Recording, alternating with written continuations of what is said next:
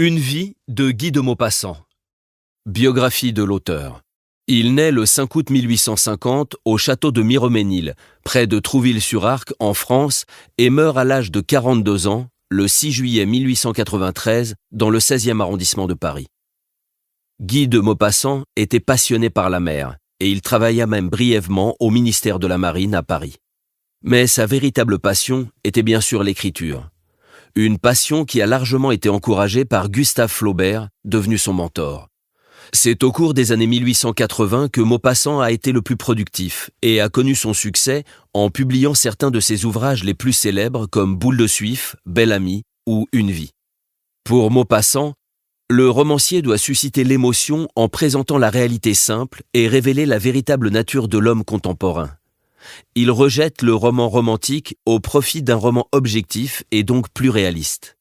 Il admet cependant que le réalisme est une vision personnelle du monde du romancier. Il insiste sur la composition artistique du roman en soulignant l'importance des petits faits constants pour dégager le sens de l'œuvre. Maupassant favorise la sobriété des faits et des gestes plutôt que de donner une explication psychologique. Il préfère les descriptions concises, rompant avec l'écriture descriptive de Balzac. Il valorise également l'art de la nouvelle, où sa préférence pour la densité narrative trouve toute son expression. Maupassant utilise un langage plutôt soutenu dans la narration et dynamique dans les discours. Ses phrases et ses paragraphes sont plutôt courts, avec une ponctuation expressive qui donne de l'espace à ses mises en page. Vers la fin de sa vie, Maupassant sombre peu à peu dans la folie, un sujet qu'il traitera notamment dans Le Horla, Lui, La Chevelure et Mademoiselle Hermé. Résumé de l'œuvre. Une vie est le premier roman de Guy de Maupassant publié en 1883. Il raconte l'histoire de Jeanne Le Pertuis des Vaux, une jeune aristocrate normande depuis sa sortie du couvent jusqu'à la fin de sa vie. Le roman explore les désillusions et les épreuves qu'elle traverse, notamment son mariage malheureux avec Julien de la Mare, un homme infidèle et égoïste. Jeanne, pleine de rêves et d'illusions, se marie avec Julien, espérant une vie de bonheur. Cependant, elle découvre rapidement les infidélités de son mari, d'abord avec la servante Rosalie, puis avec Gilberte de Fourville, une voisine. Jeanne endure ces trahisons et les conséquences qui en découlent, y compris la naissance d'un enfant illégitime. Après la mort de Julien, Jeanne se retrouve seule et doit faire face à de nombreuses difficultés. La gestion de son domaine et l'éducation de son fils Paul, qui en grandissant devient un jeune homme irresponsable et dépensier. Jeanne finit par accepter les réalités de la vie, marquées par la souffrance et les désillusions, mais trouve un certain réconfort dans la compagnie de Rosalie, qui revient à ses côtés.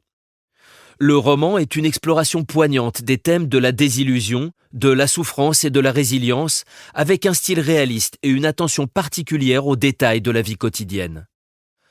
Maupassant y dépeint avec une grande sensibilité les émotions et les épreuves de son héroïne, offrant une critique subtile de la société de son époque. Contexte historique. Guy de Maupassant a écrit Une vie dans un contexte historique marqué par la fin du XIXe siècle en France, une période de bouleversements sociaux et politiques. Le roman a été publié en 1883, une époque où la France était sous la Troisième République, après la défaite de la guerre franco-prussienne de 1870 à 1871 et la chute du Second Empire. Cette période est également caractérisée par des tensions sociales, des transformations économiques et des débats intellectuels intenses.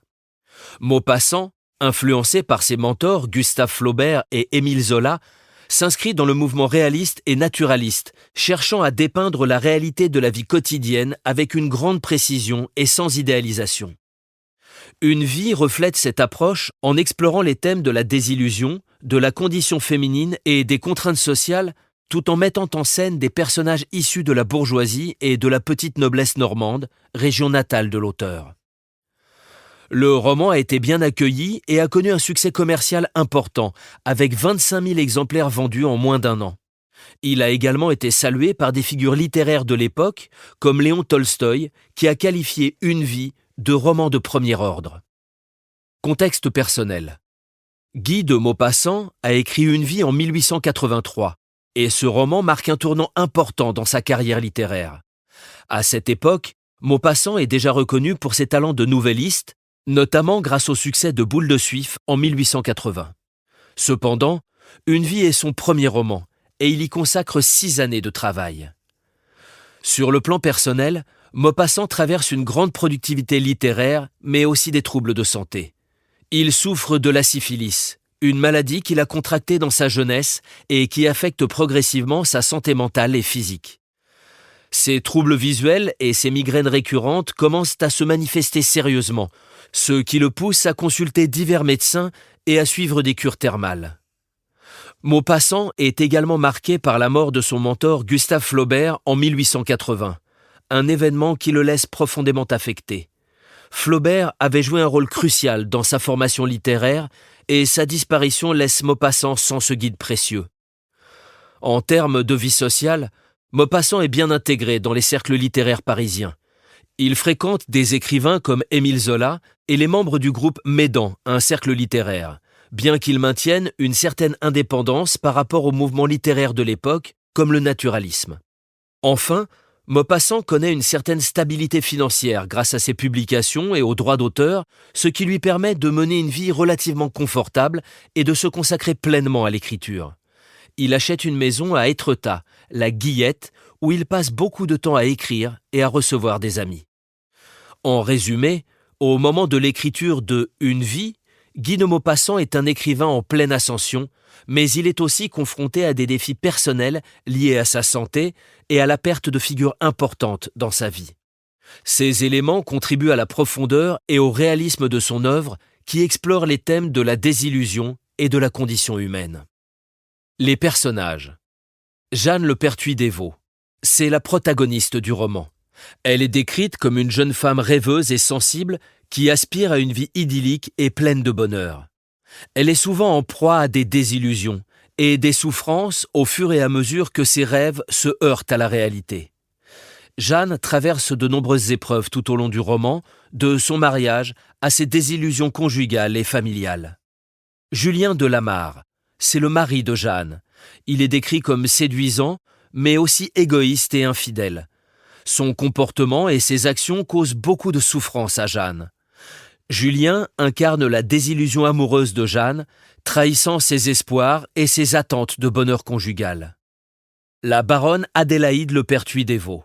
C'est la mère de Jeanne, souvent appelée petite mère, c'est une femme aimante et protectrice. Elle est très attachée à sa fille et essaye de la soutenir dans ses moments difficiles. Elle représente le soutien familial et l'amour maternel inconditionnel. Le baron Simon-Jacques Le Pertuis des Vaux. C'est le père de Jeanne. Le baron est un homme bienveillant et compréhensif. Il partage une relation affectueuse avec sa fille. Il est une figure de stabilité et de sagesse dans la vie de Jeanne. Rosalie. C'est la servante de la famille Le Pertuis des Vaux. Elle est fidèle et dévouée à Jeanne. Elle joue un rôle crucial en soutenant Jeanne, surtout dans les moments de crise.